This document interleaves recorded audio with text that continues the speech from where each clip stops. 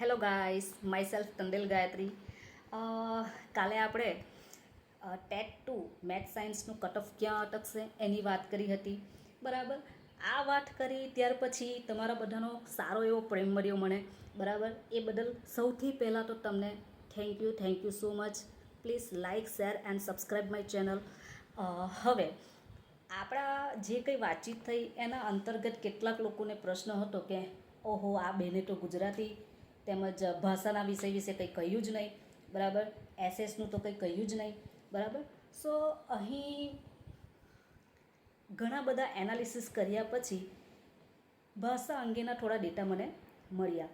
બરાબર, તો એના આધારે આજે આપણે ભાષાનું મેરિટ ક્યાં જશે એનું એનાલિસિસ કરીશું. બરાબર, this is not 100% accurate, but according to me this is 99.9% accurate. So please don't forget this.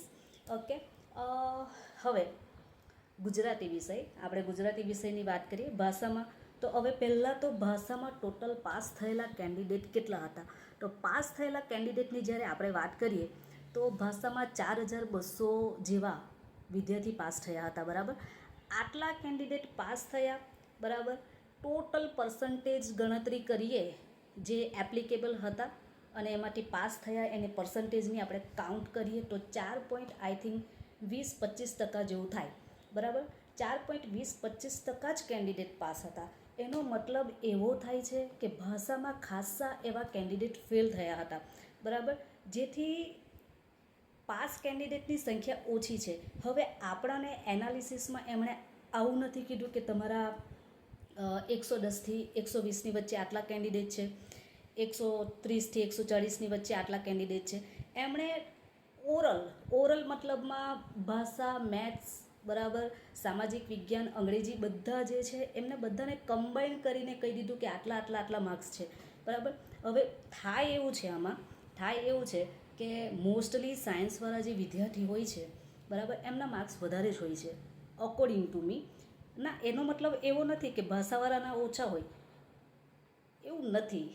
એમના પણ હોય છે, પણ ઓછી સંખ્યામાં. કેમ કે પાસ થયેલા કેન્ડિડેટની જ્યારે આપણે સંખ્યામાં વાત જોઈએ તો પાસ થયેલા કેન્ડિડેટ આઈ થિંક સાયન્સમાં 22,000ની ઉપર છે.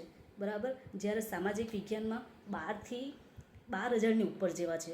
બરાબર, જ્યારે ભાષામાં માત્ર 4,200 જેવા વિદ્યાર્થી છે, એટલે એ આંકડો બહુ ઓછો કહેવાય. બરાબર, હવે ટોટલ વેકેન્સી કેટલી છે? તો 6થી 8માં ટોટલ વેકેન્સી 7,000 છે. બરાબર, તેમાંથી આપણે માંડ ગણતરી કરીએ, બરાબર, તો 2,000 જેવી વેકેન્સી મેથ સાયન્સને જતી રહી. બરાબર, ત્યાર પછીની જે વેકેન્સી છે એ આટલી બધી ભાષાઓમાં જે છે તે ડિવાઈડ થાય છે. બરાબર, તો એમાં સામાજિક વિજ્ઞાનનું મને હજુ હું એનાલિસિસ કર્યું નથી. બરાબર, પરંતુ કાલે શ્યોર આપણે સામાજિક વિજ્ઞાનનું એનાલિસિસ કરીશું. આજે આપણે લેંગ્વેજનું મેરિટ કેટલું અટકશે એની વાત કરવાના છીએ. સો keep continue to watching this video. Okay, don't skip this. Okay, હવે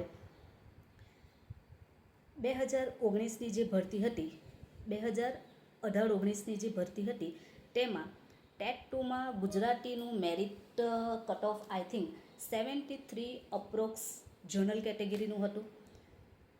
એસસીબીસીનું 72 અપ્રોક્સ હતું. બરાબર, જે આજે ડ્યુરિંગ ધીસ ટાઈમ એ ઘટતા આઈ થિંક 71 સુધી ગયું છે.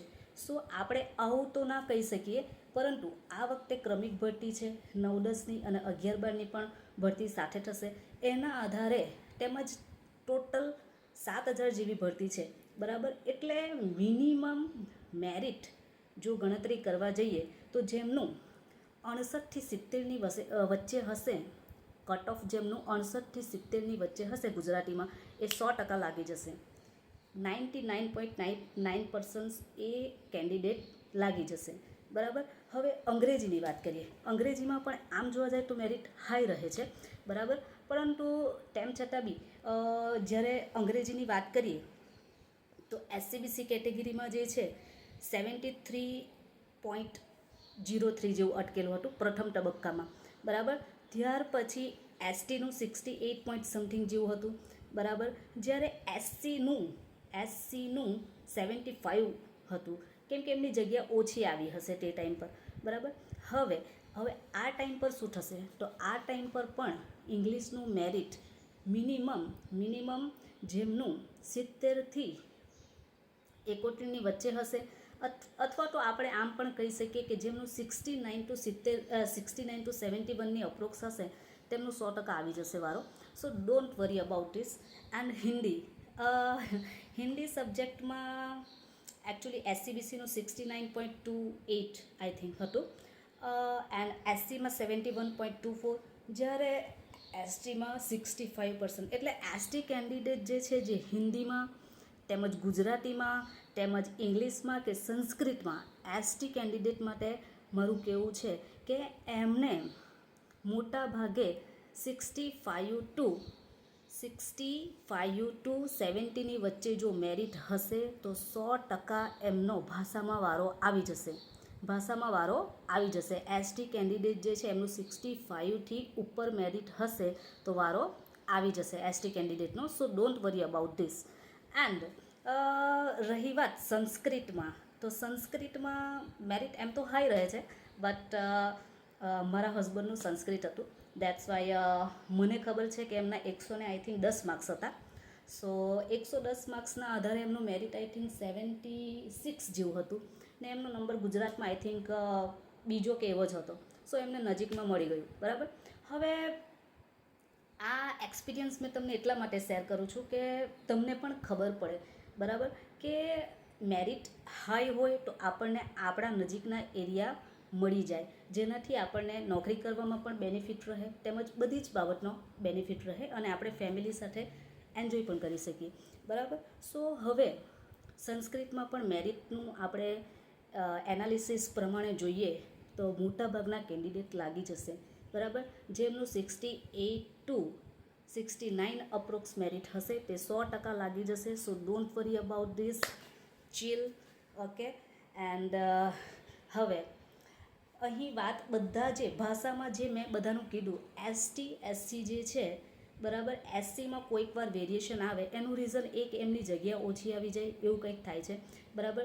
જ્યારે STમાં મોટે ભાગે 65ની અપ મેરિટ ભાષામાંના બધા જ, ભલે ગુજરાતી હોય, અંગ્રેજી હોય, હિન્દી હોય, બરાબર, કોઈ પણ હોય, એમને 65ની અપ જો મેરિટ હશે તો 100% એમનો વારો આવી જશે, બરાબર. જ્યારે બીજી બધી કેટેગરીમાં થોડું એનાથી ઉપર જાય છે, બરાબર. એટલે આમ છતાં પણ તમે સેફ ઝોનમાં છો એવું આપણે ક્યારે માની શકીએ કે જ્યારે તમારું કટ ઓફ 67 to 70ની અપ્રોક્સ જો રમ્યા કરતું હોય તો આઈ હોપ છેલ્લે લાસ્ટમાં વેઇટિંગ લિસ્ટમાં પણ તમારું નામ આવી જાય. મિત્રો, આટલી વસ્તુ ધ્યાનમાં રાખો કે ભરતીની પ્રક્રિયા એકવાર ચાલુ થાય, 2018-19ની ભરતીના જે કેન્ડિડેટ હતા મારી સાથે હતા, એ કેન્ડિડેટ આજે 2022માં જોબે લાગ્યા છે. એમનું મેરિટ ક્યાં 70એ અટક્યું હતું ને આજે 67એ જોબ કરે જ છે બધા, ને નજીકની જગ્યા પર કરે છે. સો ડોન્ટ સ્કેર, ઓકે. આજનો આ વિડીયો બનાવવાનો મેઇન ઇન્ટેન્શન ઇઝ દેટ કે ભાષાના જે બધા મિત્રો હતા એમને ખાસા ક્વેશ્ચન હતા કે અમારું મેરિટ ક્યાં અટકશે, શું થશે, બરાબર, અમને પણ જાણવું છે, બરાબર. એમના રેકમેન્ડેશન્સના આધાર પર આ બનાવેલું છે. સો thanks for watching my video and please like, share and subscribe my channel. આવી જ નવી ઇન્ફોર્મેશન માટે હું મળતી રહીશ.